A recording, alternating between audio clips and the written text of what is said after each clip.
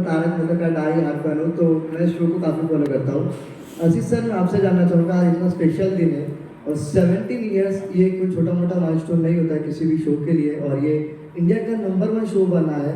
अभी पिछले कुछ टीआरपी रिपोर्ट्स की भी बात करें तो 3 वीक से लगातार टॉप पे आ रहा है ये शो। कैसा लगता है आपको जब कि शो को लोग इतना पसंद करते हैं, कैरेक्टर्स आए चेंज हुए, लेकिन फैंस ने कभी भी अपना साथ नहीं छोड़ा इस शो को लेके? ये मैंने पहले ही कहा कि एक टीम वर्क है। जब टीम होती है तो आप सक्सेसफुल होते हो, अकेला बंदा कुछ नहीं कर सकता है। तो ये श्रेय पूरी मेरी टीम को जाता है। और आज जो आपके सामने बैठे हैं, हम सब कलाकार बैठे हैं, आर्टिस्ट बैठे हैं। क्यों? आर्टिस्ट हमेशा फेस होते हैं, चेहरा होता है, लेकिन जो पर्दे के पीछे भी जो लोग पूरा दिन मेहनत करते हैं, आज हमारे राइटर भी इधर आए हैं, डायरेक्टर्स भी आए हैं, तो सब लोग का इधर मिलना मुश्किल नहीं है, लेकिन आप उनसे रूबरू भी हो सकते हैं। ये पूरा टीम वर्क है। और 17 साल अभी तक तो हमको कोई बड़ा माइलस्टोन नहीं लग रहा है। आपका प्यार और आज की एंकर से और 10 साल बढ़ गए। असित सर, या श्वेता यर फ्रॉम IWM बस। सर, मैं आपसे जानना चाहूँगी, ये 17 साल में सबसे बड़ा चैलेंजिंग पार्ट आपके लिए क्या था? दया को वापस लाना है या फिर पोपट भाई की शादी करवानी है? पोपट भाई की शादी तो कभी भी हो सकती है, वो उसकी कुंडली का प्रॉब्लम है। मंगल है इनको। लेकिन देखिए, चैलेंज तो डेली सीरियल में रोज आती है, रोज कुछ ना कुछ होता है। सीधा मेरा फोन पे मैं अलाउ नहीं बोलता हूँ, क्या हुआ? तो चैलेंज तो रोज आती है, लेकिन अफकोर्स ये दया का ना होना एक बड़ी चैलेंज है। और दया जैसी जो किरदार है, जो उसने जो एक लेवल पे शो पे जो उसने आके परफॉर्म किया है, तो उसके जैसा कोई ढूंढना वो बहुत मुश्किल है।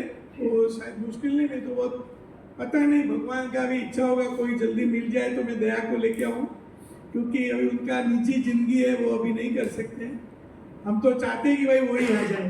तो बिना दया भी मेरी टीम ने जो मुझे सपोर्ट किया, खास करके जेठालाल बापू जी, क्योंकि जो अगर हरा भरा रहता था दया के साथ, वो उन्होंने जो अपनी बिलीफ रखी कि नहीं ये तो नहीं, अहमदाबाद है भाई 7-8 साल से। तो वो एक बड़ी चैलेंज है। और मैं दर्शकों को बार बार कह चुका हूँ कि भाई दया को लेके आएंगे, दया को लेके आएंगे। कुछ ना कुछ तकलीफें आ जाती है जिसकी वजह से, और दया भी मिलना इतना मुश्किल, क्योंकि लोगों के माइंड में उनकी मेमोरी सेट हो चुकी है। तो बस वो एक चैलेंज है जिसको मुझे लगता है कि आप लोग का प्यार, ईश्वर का आशीर्वाद से वो चैलेंज में पास हो जाऊँ। हेलो एवरीवन, आगे पूछता है। सबसे पहले तो हैप्पी 17th बर्थडे। मेरा सवाल अजय सर आपसे है कि brand is always superior to product. तो इसके तारक मेहता के केस में आपको क्या लगता है कि तारक मेहता जो शो है वो सुपीरियर है ब्रांड से? कहीं ना कहीं चैनल को भी जाना जाता है तारक मेहता के नाम से, आप इससे सहमत हैं? कोई भी चैनल का ब्रांड बनता है चैनल पे जो शोज आते हैं उससे। तो चैनल पे सब टीवी पे लास्ट 17 सालों से तारक मेहता नंबर 1 शो रहा है। तो तारक मेहता ने सब टीवी को ब्रांड बनाया। तो सब टीवी का जो एक दुनिया को हंसाने वाला चैनल करके जो एक छवि बनी है, इसमें तारक का एक बड़ा हाथ है। तो इसमें हम लोग जब ये साथ में काम करते हैं तभी ये नहीं सोचते कौन बड़ा है कौन छोटा है। जब ये साथ में रहते हैं तभी साथ। मैं जरा लोगों को रोकना चाहूँगा, सॉरी टू से। 2 कलाकार ऐसे हैं, सभी कलाकारों ने अपने अपने मत व्यक्त किए हैं। 2 कलाकार ऐसे हैं जो हमारे बीच नहीं है लेकिन हमारे बीच है, जो हमें दिख नहीं रहे हैं लेकिन फिर भी हमारे साथ हैं। वो है कवि कुमार आज़ाद साहब, मेरे बहुत अच्छे दोस्त हैं, जो कि डॉक्टर हाथी का रोल करते थे। एक दिन पहले हम उनके साथ शूटिंग कर रहे थे और दूसरे दिन खबर आई थी कि वो नहीं रहे। आज वो भी यहाँ पर होते तो वो भी बहुत खुश होते। और दूसरे थे हमारे नड्डू काका जी, घनश्याम जी, जो कि जिनके बारे में दिलीप जी आपको और अच्छे तरीके से बताएंगे। उन्होंने हम लोगों के लिए बहुत साथ दिया, खासकर तो मैंने उनके साथ में मेकअप रूम भी शेयर किया, बहुत सी बातें शेयर की। लेकिन आज वो यहाँ पर होते तो वो भी एक अलग अंदाज में होते। तो हम उन्हें भी याद करते हैं, उनको हम भूलते नहीं हैं, क्योंकि वो हमारे बीच नहीं है लेकिन हमारे बीच है, हमारे दिलों में। Thank you so much. Hello hello hi Sadaf here from FIFA force. Well congrats पहले तो सबको 17 साल के लिए। Ajay sir, Asif sir and Dilip ji, आपसे जानना चाहूँगी मैं, काफ़ी एक्टर्स ने एग्जिट की लेकिन एक चीज़ जो कांस्टेंट रही है वो है फैंस का प्यार। तो ऑडियंस के लिए क्या कुछ कहना है and what do you think what would be the reason इस फैंस की लॉयल्टी के लिए? जो शो कोई तारक मेहता का उल्टा चश्मा, ये शो ऐसा है जो लोगों का है। वो कोई चैनल का नहीं, कोई प्रोडक्शन हाउस का नहीं, लोगों ने उठाया हुआ शो है, लोगों के दिलों में बसने वाला शो है। तो ये बात अलग होती है। इसमें कोई जैसे कहा जाता है कि टेलीविजन इज अ को क्रिएशन। हम ऑडियंस के साथ हर रोज जो ऐसे जी सोचते होंगे कि लोग कैसे उसको रिएक्ट करें, लोगों को क्या चाहिए, इस संबंध से ये शो बनता है। तो ये शो बनते ही रहेगा, उसमें कोई सवाल नहीं। हम लोग कहानी पे बहुत ध्यान देते हैं कि 8:30 बजे जो हमारा दर्शक आने वाला है टीवी पे, उनको हम लोग क्या नया दे सके। तो आज मेरे राइटर्स भी यहाँ पे, राइटर्स की टीम है, राजू राजन, जीतू परमार, योगेश मेहरा, मनीष तिवारी और भार्गव त्रिवेदी। तो सब लोग बहुत मेहनत करते हैं। वो स्क्रिप्ट जब डायरेक्टर के पास जाती है वो अपनी मेहनत करती है, फिर आर्टिस्ट के पास जाती है वो तो एक अलग ही तड़का लगाते हैं। तो ये सबकी मेहनत है, क्योंकि हम सबके अंदर अभी एक चीज़ कॉमन है कि हम जो भी कर रहे हैं, जैसे अजय जी ने कहा ये शो ऑडियंस का है, तो हम हमारे ऑडियंस को नाराज नहीं कर सकते। और मेरा पूरा फोकस रहता है कि स्टोरी, शो को कभी भी आँच नहीं आने दूंगा। दिलीप सर, आप कुछ ऐड करेंगे? बस क्योंकि ये सवाल ऑफकोर्स अजय जी और आसिफ जी के हिस्से का है, तो इसमें मैं एज ए बतौर एक्टर मैं तो क्या कह सकता हूँ। बस हमारा काम है, जब जो भी काम हमको मिला, जो भी स्क्रिप्ट हमको मिली, तो हम हमारा 100% उसको देने की हमेशा से कोशिश करते आए हैं डे 1 से, और आज भी वही कोशिश रही है। तो बस यही कि अगर सक्सेसफुल भी हुआ तो उल्टा आपकी रिस्पॉन्सिबिलिटी और भी बढ़ जाती है, क्योंकि लोगों के एक्सपेक्टेशंस बढ़ जाते हैं।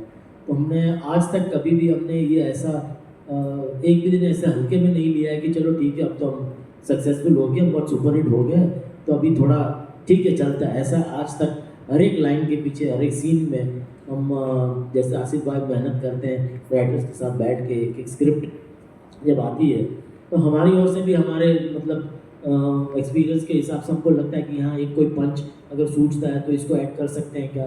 डायरेक्टर को हम पूछते हैं कि भाई ये ऐसा कर सकते हैं क्या, या ऐसा अगर अच्छा है तो हम करते हैं। तो ऐसे छोटी छोटी चीज़ों से comedy, of course improvisation is also very integral part of comedy. तो वो भी हमें आसिफ भाई की तरफ से एज ए प्रोड्यूसर छूट मिली है कि हम इम्प्रोवाइज़ कर सकते हैं सेट पे, तो वो भी एक अच्छी बात है। तो उसी वजह से रोज़मर्रा की ज़िंदगी में थोड़ा थोड़ा जो कनेक्ट होता है ऑडियंस के साथ, तो वो आज तक टूटा नहीं है, तो वो चलता रहता है। Thank you. हेलो, मेहता का नाम लिया जाता है, इसे टीम वर्क कहा जाता है। एक्टर्स, डायरेक्टर्स, क्रू, ये आपका प्लान स्टार्टिंग से ही था एक टीम वर्क का? और अगर आपको किसी को क्रेडिट देना हो तो कौन होगा जो आपके सफ़र में हमेशा आपका साथ दिए? जैसे मैंने पहले ही कहा ना कि सफर कोई एक आदमी के साथ नहीं चाहिए, पूरा कारवां है, पूरी टीम है। तो पूरी टीम को मैं इसका, क्योंकि कभी भी कोई मुश्किल आई है तो कोई ना कोई खड़ा रहा है। फन में लेते हैं, बट आपको पब्लिक की तरफ से कैसे रिस्पॉन्सेज इस बॉन्ड और इस केमिस्ट्री को लेकर मिलते हैं? और डे 1 से एज एन एक्टर मैं हमेशा से ये कॉन्शियस रहा हूँ कि वो जो एक थिन लाइन है, जो वल्गैरिटी और ऑब्सिनिटी और एक इनोसेंस के बीच में, वो मैं हमेशा से ट्राई करता हूँ एज एन एक्टर कि मैं उसको क्रॉस ना करूँ। और उसकी सबसे बड़ी, शुरू में हम लोग एक आउटडोर अहमदाबाद करने गए थे, वहाँ पे एक ओल्ड एज होम हम लोग विज़िट करने गए थे। तो वहाँ ओल्ड एज होम में बहुत सारी मतलब बुजुर्ग दादी माएँ थी, बहुत सारी। तो उन्होंने मुझसे कहा कि वो बहुत मतलब वैसे जनरल बात हुई कि अरे बहुत मज़ा आता है तारक मेहता का उल्टा चश्मा में, और आप जिस तरह से बबीता जी बोलते हैं ना, हमको बहुत मज़ा। तो मैं एक्चुअली वो सुन के बहुत शॉक, मतलब प्लेजेंटली सरप्राइज हो गया, क्योंकि because they are really orthodox at this as.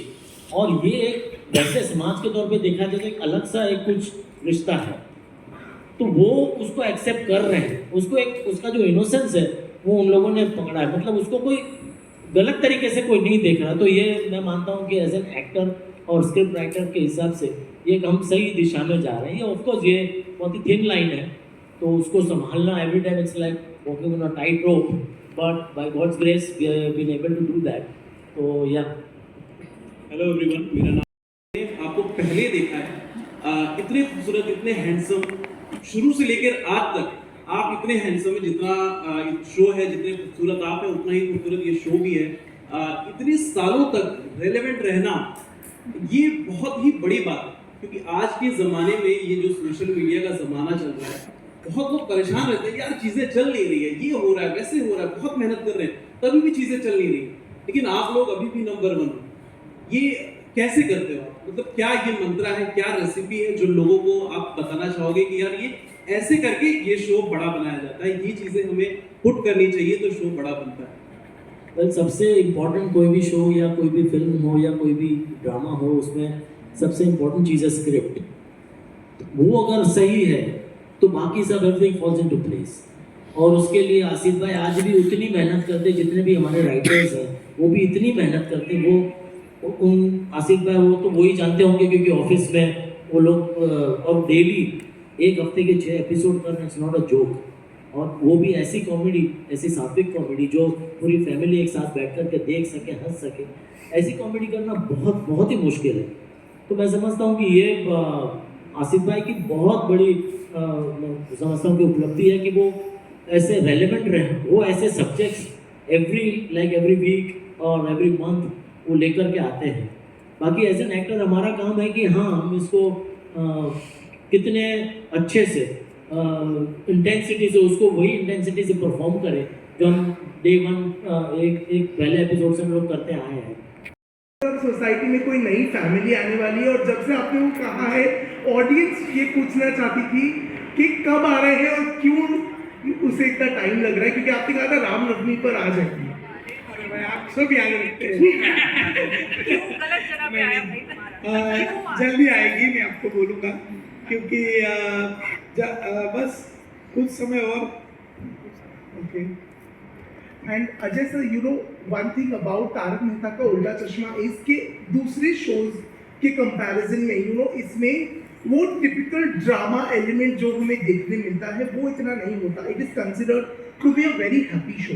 Do you think that is also one of the very strong reasons why ये शो आज तक ऑडियंस के साथ इतना वर्क करता हुआ आया है? Absolutely, because this show, when people go home and they want to watch something positive, this is the only channel which they can tune on to. Because rest, all the GCs, if you see, they don't have this quality of content.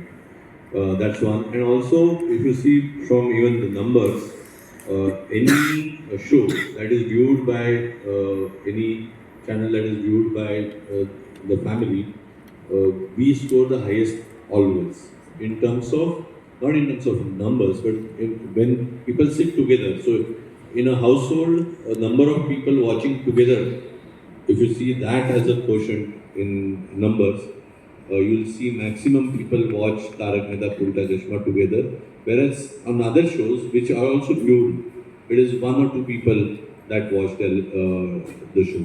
But in our case, it's more than 3.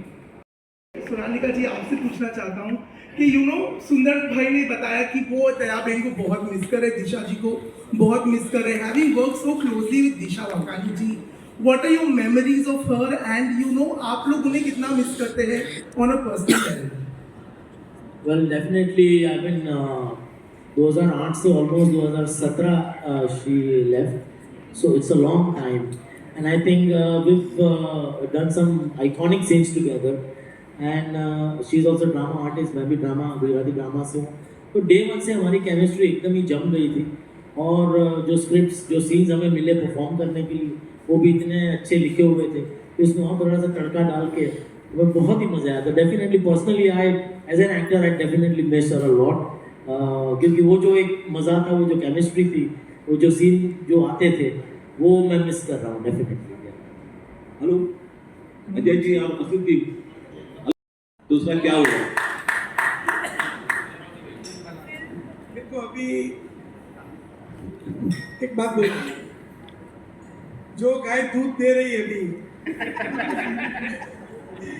अभी लोगों का प्यार serial की तरफ है।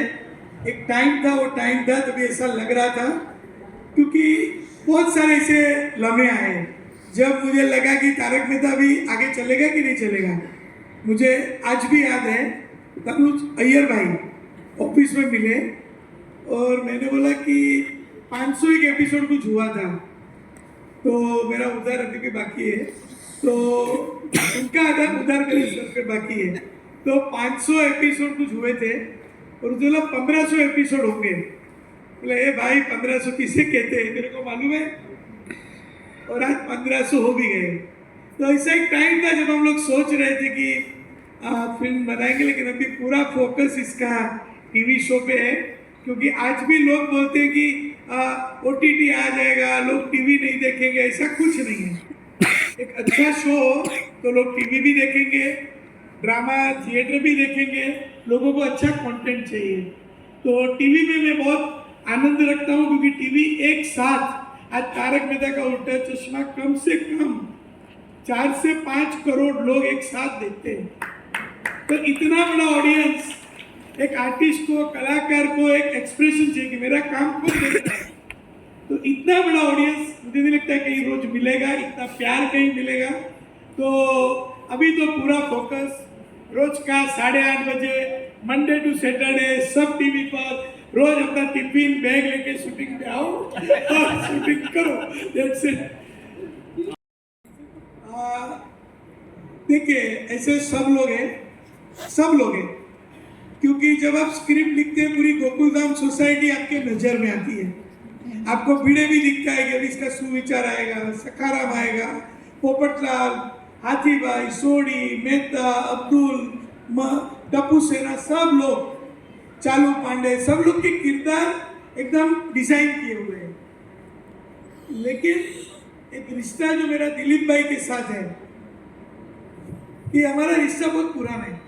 मैं उनके साथ भले लोग मुझे प्रोड्यूसर कहे, लेकिन मैं उनके साथ एज फैन जुड़ा था, क्योंकि वो इंटर कॉलेजिएट कॉम्पिटिशन करते थे और एक ड्रामा उन्होंने किया था, तभी से एकदम हमारा दोस्ती हो गया। और जब भी कोई कॉमेडी शो आता है तो पहले मुझे वो याद आते हैं। तो मेरा रिश्ता उनके साथ सबसे पुराना है। और तारक मेहता का उल्टा चश्मा कॉलम, जो दुनिया ने उल्टा चश्मा गुजराती में आता था, वो मैंने भी पढ़ा था, उन्होंने भी पढ़ा था।